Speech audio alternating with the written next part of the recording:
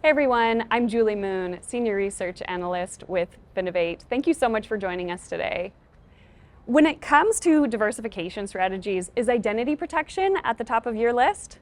It might not be, but perhaps you should consider it. Today, I'm joined by Christopher Dipril, Director of Privacy Guard, who's going to talk about how to integrate identity protection into your diversification strategy. Christopher, thank you so much for joining us today. Thank you for having me. It's a pleasure to be here. Yeah, so let's dive right in. So tell us about why generating non-interest income is such a pressing issue for banks and credit unions today. Yeah, it is something that is really top of mind. Right off the bat, we're going to see the Fed has announced upcoming interest rate cuts, trying to stimulate the economy, which is good for the consumer, but it's going to put some pressure on interest income for financial institutions. Yeah. Then we're seeing a year-over-year decline in non-interest income, which is something that's always of interest to banks. If you look at a typical credit union, say, they have an 80-20 split. 20% is still a pretty big number of your income, but we've seen that drop 7.4% last year. Wow, yeah. Right, so now you have a big hole to fill. Yeah. And why is this all happening? It's because they don't have a lot of options. So their margins are under attack from like 3 different areas.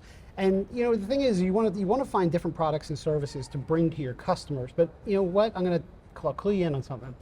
Your customer does not want to buy a magazine subscription from a bank. Okay, Yeah. They want a relevant product, Yes. and identity theft protection is just that. So if you can adopt that solution, we've got the we've got the recipe for how to turn that into a non-interest revenue generating machine, really, and it is the proverbial win-win-win that we all look for. We sell a product, the bank gets protection for its customers and generates revenue. The consumer gets the protection and gets a product for about half the price that they would pay if they had to go and get it themselves. Wow, yeah, I love that. And as we've seen across other industries as well, subscription revenue is kind of like the golden goose. So that's Yes, everybody likes subscription Yes. revenue. It's almost like the old cooking, set it and forget it. Yes. Oh yeah, there you go. Very good. All right, so what are the trends that are happening in identity protection right now that create a compelling opportunity for financial institutions? Yeah, right now, again, identity theft is top of mind for everybody. 87% of consumers are going to sit there and tell you that they think about identity theft. Yeah. It's a 24% increase year over year, which is huge. Wow. Yeah. Yeah, so that's the table stakes, right? So what's coming next? People are thinking about it. What's coming down the pike? More and more people are looking for protection, but that's where the industry evolves as well. Scam protection is big, so that's a lot of companies, including us, are rolling out scam protection products. Because what you'll find is, if a consumer gets a call, they talk to the person, and they willingly give their double factor authentication because they clicked on a link, and the scammer is saying, hey, we just sent you a text, read it back to me, so we know it's you. Yeah. Well, what they're doing is they're accessing your account, and you're giving them the double factor. Now they're in the account and they're draining it. Yeah. Well, that's a scam. It's Yeah. not identity protection, so your identity protection policy doesn't cover that. The bank's not going to reimburse you because you gave away the money. So now you've been a scam. So the industry as a whole realized that scams are a problem, and so that's why we're rolling out a scam product as well. So that'll help people. The other thing that's really hot and coming down the pike is, 2 things really. One, title monitoring is getting more and more important. Oh yeah. Yeah. And then data scrubbing.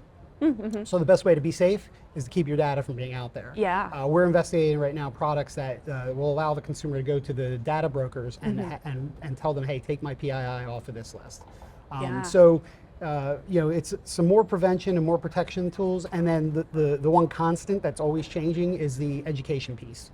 So that's not new, but the content is new. And Yeah. we're always creating new content. We're always trying to let the consumer know what's coming next, Yeah. because forewarned is forearmed. Very cool. Yeah, I've seen a handful of standalone solutions that solve what you're talking about, but it makes sense to integrate it all under one roof inside the bank where a consumer has their trust. Yeah, I mean, that's the number one thing. If I start to think that something's going wrong with my identity, the first place I'm going is my bank. Yeah. And for the most part, the banks do a great job protecting the customer with their own products. Yeah. But this is the thing where you need to make sure the disease hasn't metastasized. Maybe maybe it wasn't just your checking account that's compromised. Maybe that consumer's got other issues out there. So you need to address the entire ecosystem. Yeah, so what makes identity protection such a natural fit for banks and credit unions compared to other diversification strategies? Well, again, it's the top of mind. It is, Yeah. most of the banks have some really good resources on their website regarding identity protection. They've got the FDIC information, they've got the TransUnion, Equifax and Experian's information there. But it is something that the consumers don't necessarily understand.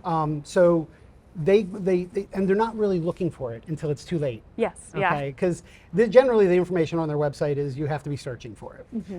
So why it's such a no-brainer to the banks is that, again, that's where the customer's going looking for protection. And then the thing is that bank customers will leave a bank if they don't have a good experience in a fraud situation. Yeah. So if the bank is using identity protection to help protect their customers, it is a loyalty driver as well. So that'll make the customer more loyal to the bank. So again, banks are looking for non-interest revenue. Yeah. Here's a way to do it.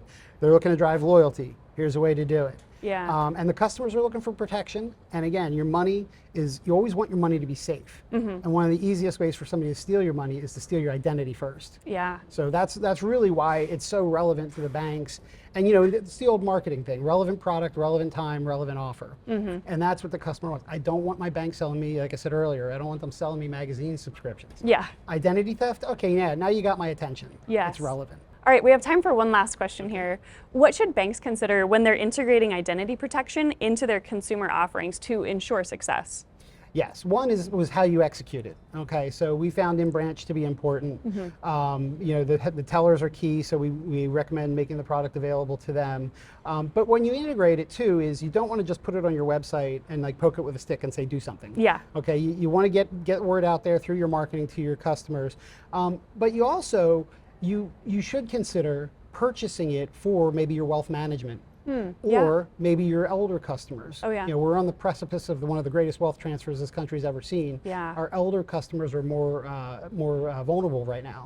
So we can work with a bank where they can buy a skinnier product, or they'll just they'll bite the bullet and pay for it for certain customer segments. Oh, yeah. And then they can also build it into products. The most common being checking accounts. A lot of times premium checking accounts will come with ID theft protection services. Yeah. 70% of customers are willing to adopt products like that because wow. of the identity theft protection. Yeah. So it's really an integrated solution. It's not just a single tactic. Yeah. You've got your acquisition tactics, but then you've also got, hey, how am I going to incorporate this into my products? Yeah. One other, so when I go to the banks, because we know banks like to buy everything all at once for everybody and they never do that. Yeah. They always want to pilot things and they want to look for target segments. The ones, again, I always say, hey, well, if you have a checking account is focused on older Americans. Yeah. If you have one that's focused on first responders, because here's a disgusting statistic.